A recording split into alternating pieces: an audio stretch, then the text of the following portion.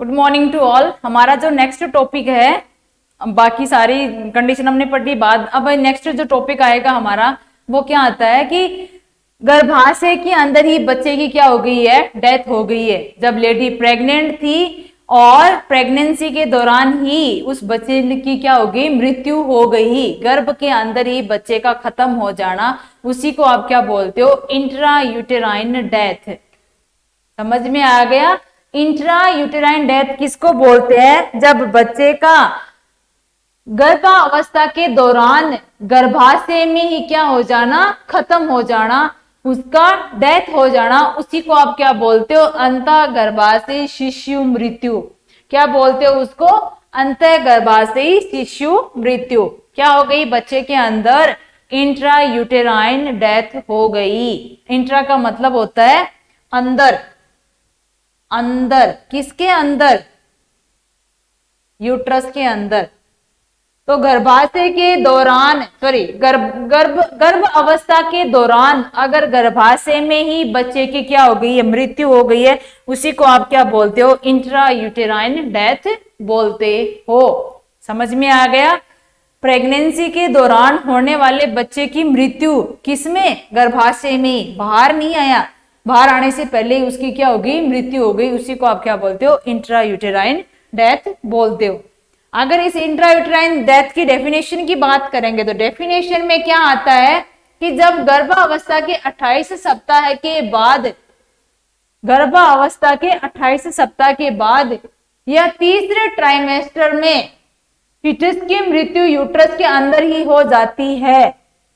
ध्यान से सुनना, 28 सप्ताह के बाद या तीसरे ट्राइमेस्टर के दौरान जो बच्चे की मृत्यु है वो किस में हो जाती है, यूट्रस के अंदर ही हो जाती है। यही स्थिति क्या कहलाती है, intra uterine fetal death. Sorry, यही कंडीशन क्या कहलाती है, इंट्रा यूटेराइन फीटल डेथ। समझ में है आप लोगों को इतना कि जब बच्चा 28 सप्ताह का हो गया या उसके बाद का भी है, चाहे 29 सप्ताह का हो या 30 सप्ताह का हो, उस दौरान अगर उस बच्चे की मृत्यु कहाँ हो गई, यूट्रस के अंदर, उसी को आप क्या बोलते हो, intra uterine fetal death. Is that clear? इतनी चीज आपको समझ में आई, किसको बोलते हो आप लोग, इंट्रा यूटेराइन फीटल डेथ।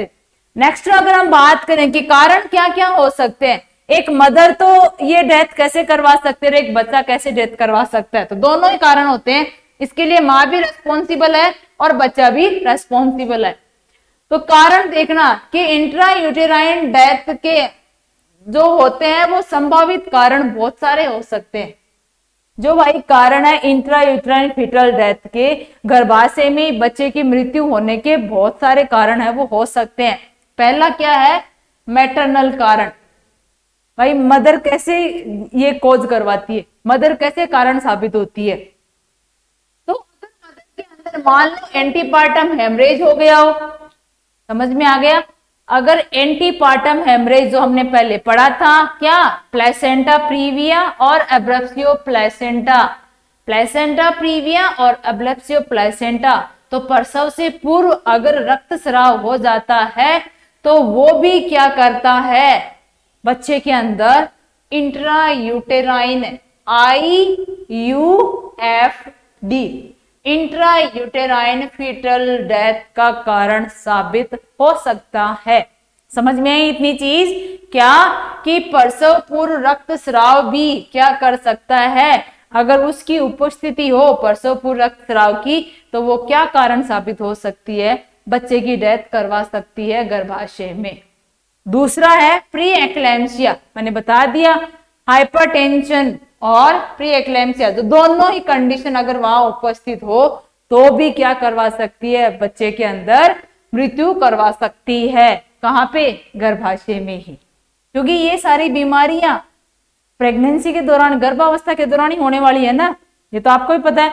ये सारे क्या है, गर्भावस्था के दौरान ही होने वाली बीमारियां हैं, और ये इन्हीं बीमारियों का क्या है, कारण है कि वो क्या करते हैं, बच्चे की डेथ करवा सकते हैं। तीसरा, अगर गर्भवती महिला में कोई इन्फेक्शन हो गया है, ठीक है, मान लो सिफिलिस, सिफिलिस का मतलब होता है सेक्सुअली ट्रांसमिटेड डिजीज अगर उस मदर के अंदर है, मदर को हेपेटाइटिस है, मदर को मलेरिया है, मदर को हर्पीज सिंप्लेक्स है, अगर ये सारी बीमारियां अगर उस मदर के अंदर हैं तो भी वो बच्चे की क्या करवा सकती है, डेथ या मृत्यु करवा सकती है। अगर मदर डायबिटीज से सफर कर रही है, करवाएगी ही ये नहीं कह रही हूं, करवा सकती हैं। हमें यहाँ पे सिर्फ वो चीजें देखनी है कि कारण हो सकता है इसका ये, भाई किसी के साथ कोई समस्या होगी, हमने कह दिया शायद इसके पीछे उसका हाथ हो सकता है, क्या आपके पास प्रूफ है कि ये उसी का ही हाथ है? नहीं, तो हमारे पास भी कोई पुख्ता सबूत नहीं है, सिर्फ हम बता रहे हैं, संभावना जता रहे हैं कि इनकी वजह से वो क्या हो सकता है, बच्चे की डेथ हो सकती है। अगर मदर में डायबिटीज हो या गर्भवती महिला शराब वगैरह या बीड़ी सिगरेट वगैरह का पीती हो तो ये भी कारण क्या हो सकते हैं, बच्चे के अंदर डेथ करवा सकते हैं। बीड़ी सिगरेट पिएगी तो निकोटीन जाएगा, निकोटीन जाएगा तो बच्चे के लंग्स में भी जम जाएगा, जमेगा तो सांस कहां से आएगी, उसको सांस नहीं आएगी तो बच्चा मर जाएगा। तो ये कुछ ऐसे कारण है जो एक मैटरनल कॉजेज साबित होते हैं, मदर के मातृ शिशु मातृ कारण, मतलब एक माँ के अंदर कुछ प्रॉब्लम हो गई, वो प्रॉब्लम क्या कर गई, बच्चे को खत्म कर गई। समझ में आया? तो ये सारे कारण तो किसके हैं, माताजी की तरफ से। अब माताजी को ये प्रॉब्लम हो गई, अब ये प्रॉब्लम क्या करेगी, बच्चे की जान ले लेती है। समझ में आया? तो इतने सारे कारण, पहला क्या था, अगर प्रसवपूर्व रक्तस्राव हो रहा है तो ये भी करवा सकता है बच्चे की डेथ। अगर हाइपरटेंशन मदर को है तो भी करवा सकता है बच्चे की डेथ। अगर महिला में कोई इन्फेक्शन हो तो भी बच्चे की डेथ करवा सकते हैं। और अगर महिला डायबिटीज से सफर कर रही हो, शराब पी रही हो, बीड़ी सिगरेट पी रही हो तो वो भी क्या करवा सकते हैं, बच्चे की डेथ करवा सकते हैं। ये इतने सारे क्या हैं, मैटरनल कारण होते हैं एक बच्चे की गर्भ में ही मृत्यु करवाना। अगर उस बच्चे के कारण देखें, भाई बच्चा कौन कौन से ऐसे कारण है जिनकी वजह से अपनी खुद की मौत के लिए जिम्मेदार होता है। भाई माँ तो बच्चे की मौत के लिए जिम्मेदार हो गई, चलो हमने बता दिया, बट बच्चा भी अपनी खुद की मौत के लिए जिम्मेदार होता है। तो वो कौन कौन से कारण है? पहला कारण अगर आप देखोगे संबंधित कारण, अगर बच्चे में क्या हो गई, गुणसूत्रों की कोई प्रॉब्लम हो गई, मान लो डाउन सिंड्रोम है या टर्नर सिंड्रोम है। अगर बच्चे में क्रोमोसोम डाउन सिंड्रोम या टर्नर सिंड्रोम, बच्चे में गुणसूत्रों की कमी या ज्यादा हो गई। किसी में बच्चों में क्या होता है, गुणसूत्र कितने होते हैं, 45 हो जाते हैं, किसी में 47 हो जाते हैं। समझ में है? तो 45 होना भी क्या है, बुरी चीज है, और 47 होना भी बुरी चीज है। हमें पता है क्रोमोसोम कितने होते हैं, 46 ही तो होते हैं। तो ना तो कम होने चाहिए ना ज्यादा होने चाहिए, यही बच्चा नॉर्मल होता है। अगर कम या ज्यादा रहेंगे तो क्या होगा, गुणसूत्रों की विकृति उस बच्चे में हो गई। तो बच्चे में गुणसूत्रों की अगर विकृति हो गई है तो भी बच्चे की डेथ करवा सकते हैं। बच्चे में रूबेला हो गया, साइटोमेगालो वायरस जैसे इन्फेक्शन, अगर बच्चे में भी मान लो, ये बच्चे में डायरेक्ट नहीं होता रूबेला, ये पहले माँ को होता है और माँ से बच्चे में जाता है।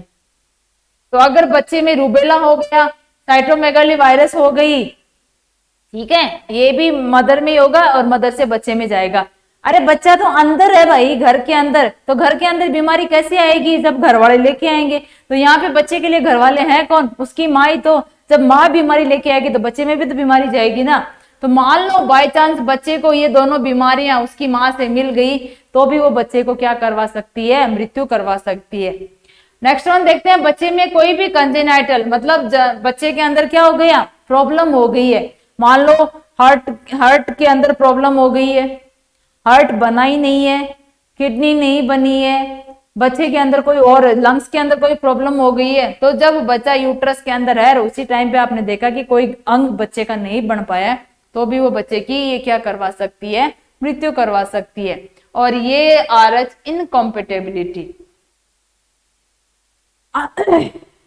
सॉरी, RH इनकॉम्पेटेबिलिटी का मतलब मैंने बताया, अगर मदर क्या हो, नेगेटिव ब्लड ग्रुप की हो और बच्चा क्या हो, पॉजिटिव ब्लड ग्रुप का हो, तो ये कंडीशन उस बच्चे में आ जाती है। कैसे, पहले बच्चे में तो नहीं आएगी, दूसरे में ही आएगी।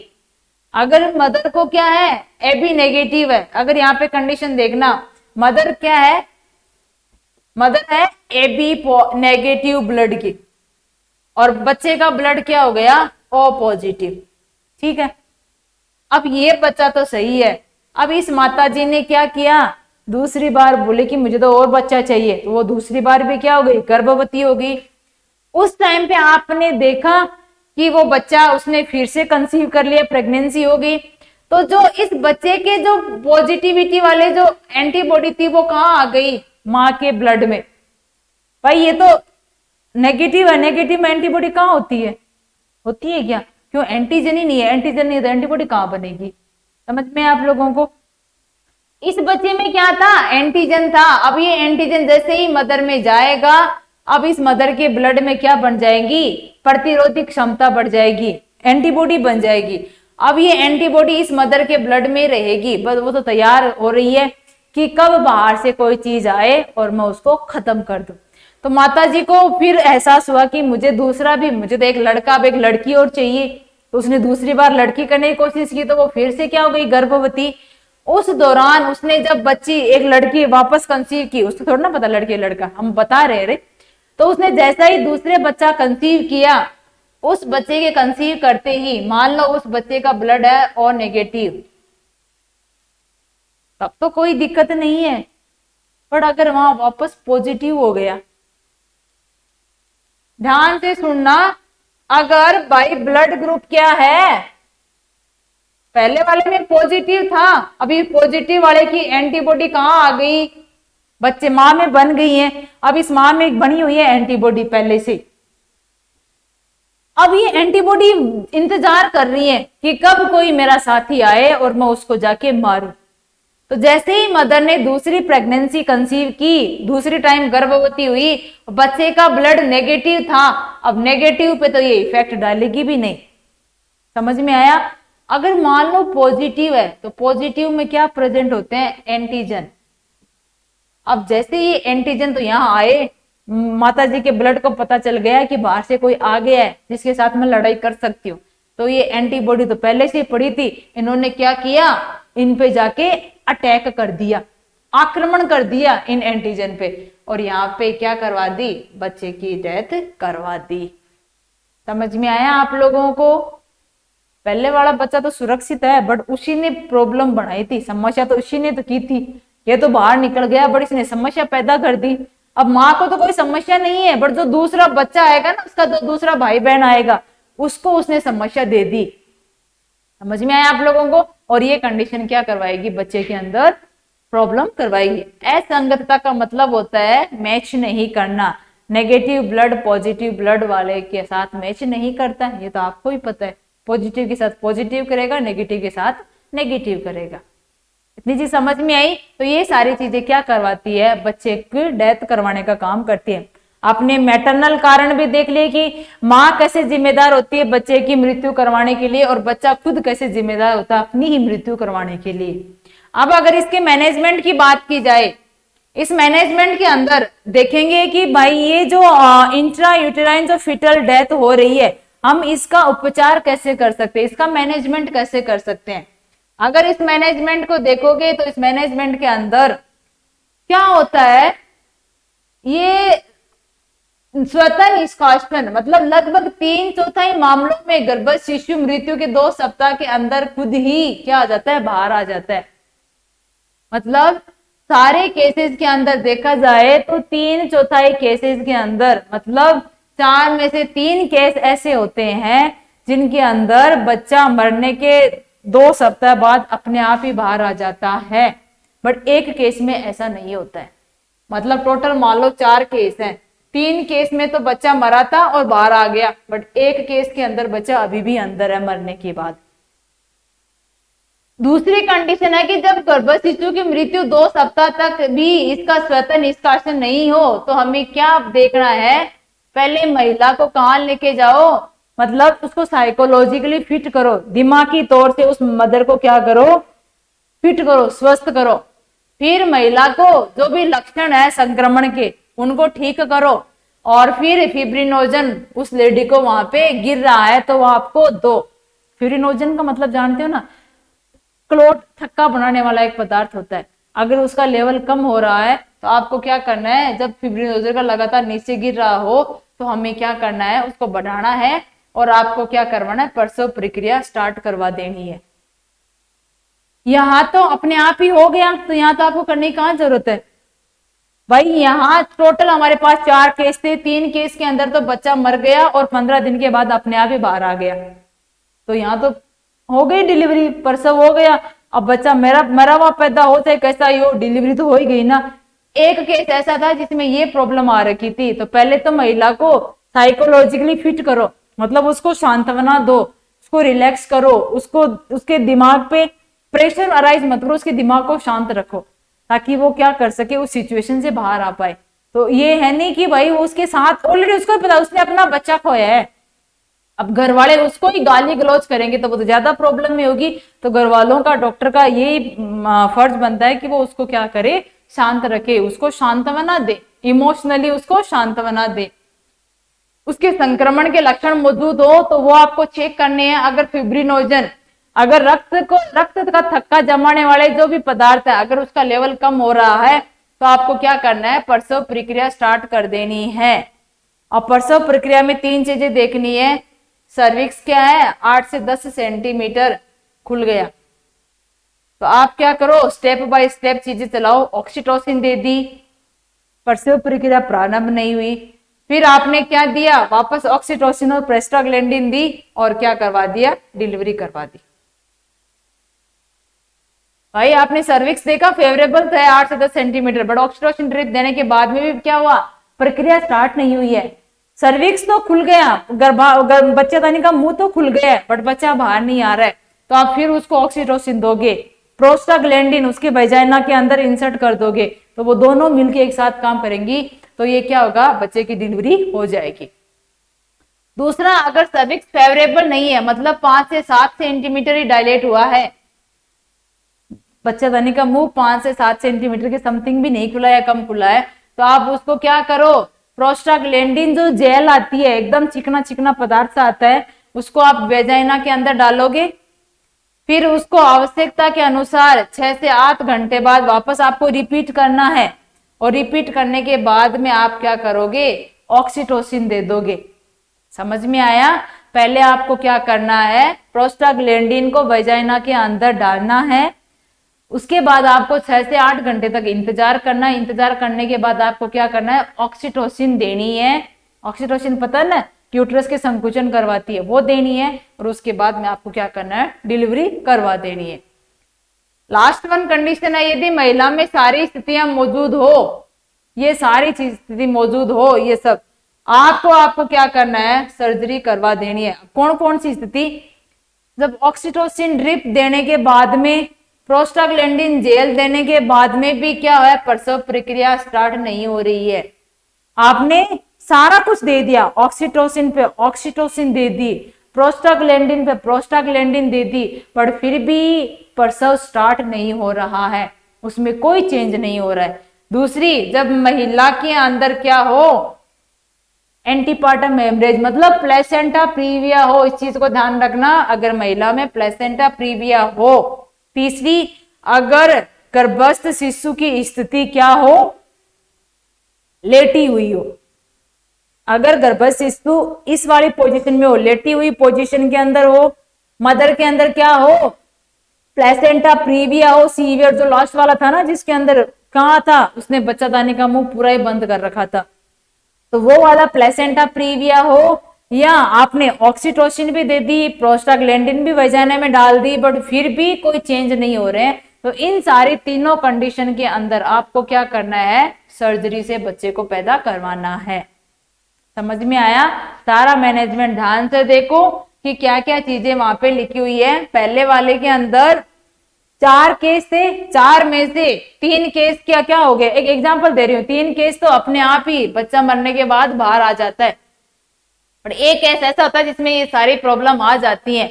अब उस प्रॉब्लम में आपको देखना है, सर्विक्स सही हो तो ये सारी चीजें देके वजाइना से डिलीवरी करवा दो।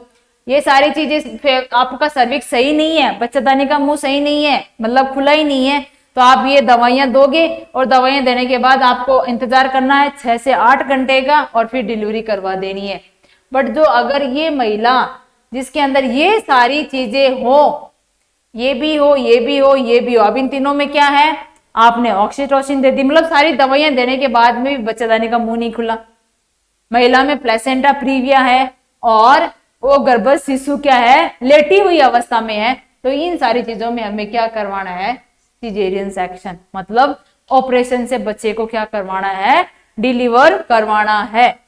Is that clear? इतनी चीज आपको समझ में आई कि इंट्रायूट्राइन डेथ तो क्या होती है कि अगर बच्चे की 28 सप्ताह के बाद में या 30 सप्ताह में या 32 सप्ताह में कहाँ पे, गर्भाशय में ही क्या हो जाती है, मृत्यु हो जाती है, उसी को आप क्या बोलते हो, इंट्रायूटेराइन फीटल डेथ। गर्भावस्था के दौरान बच्चे की होने वाली मृत्यु ही क्या कहलाती है, इंट्रायूटेराइन फीटल डेथ, जिसमें माँ की भी कुछ, माँ भी क्या होती है, उसके लिए जिम्मेदार होती है, समझ में आ रहा है, माँ भी उसके लिए जिम्मेदार होती है, बच्चा खुद भी जिम्मेदार होता है।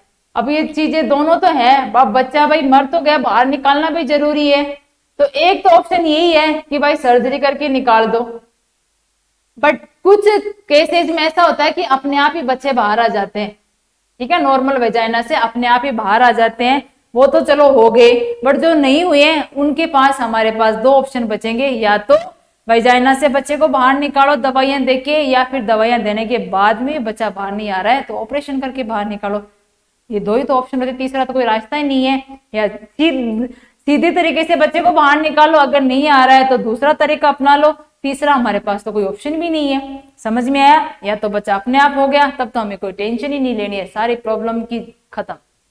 Is that clear? इतनी सारी चीजें आपने पढ़ी, ये सारी चीजें क्या होती हैं, गर्भावस्था के दौरान होने वाली क्या होती हैं, मुसीबतें होती हैं, परेशानियां होती हैं, जो एक बच्चे पे भी फर्क डालती हैं और एक मदर पे भी फर्क डालती है। इतना आपको समझ में आया होगा आई थिंक, बाकी हम लोग नेक्स्ट क्लास के अंदर डिस्कस करेंगे। Thank you all of you.